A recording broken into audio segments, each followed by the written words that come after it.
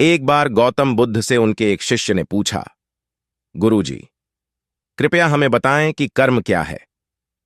गौतम बुद्ध ने अपने शिष्य से कहा कि कर्म को समझने के लिए मैं तुम्हें एक कहानी सुनाता हूं। इस कहानी से तुम समझ जाओगे कि कर्म क्या है।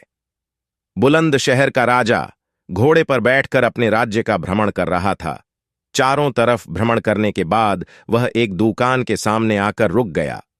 रुकने के बाद राजा ने अपने मंत्री से कहा कि मंत्री जी, मालूम नहीं क्यों, लेकिन लगता है कि इस दुकानदार के लिए कल ही फांसी की सजा सुना दूं, इसे मृत्युदंड दे दूं। मंत्री राजा से इसका कारण पूछ पाते, इससे पहले राजा आगे बढ़ गए। मंत्री ने इस बात का कारण पता करने के लिए अगली सुबह भेस बदली और आम जनता का रूप लेकर दुकानदार के पास जा पहुंचा। दुकानदार चंदन की लकड़ी बेचने का काम किया करता था। मंत्री ने दुकानदार से पूछा कि उसका काम कैसे चल रहा है।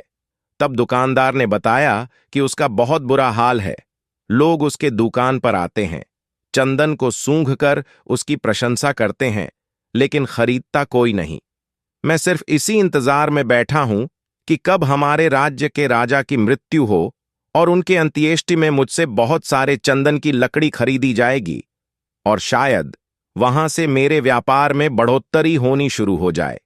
मंत्री को सारी बात समझ आ गई कि यही वह नकारात्मक विचार है जिसने राजा के मन को भी नकारात्मक किया।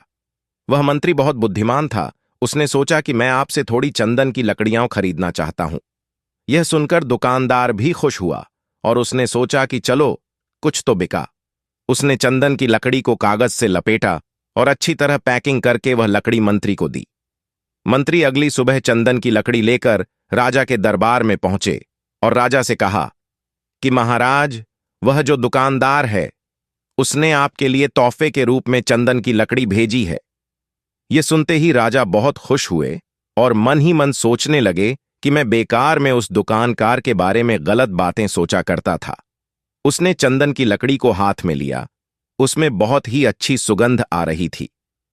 राजा इससे बहुत ही खुश हुए और उसने दुकानदार के लिए मंत्री के हाथों सोने के सिक्के भिजवाए।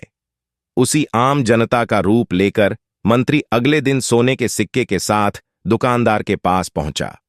दुकानदार बहुत खुश हुआ और उसने सोचा कि मैं राजा के लिए कितनी गलत बातें सोचा करता था। राजा तो बड़े ही दयालु हैं।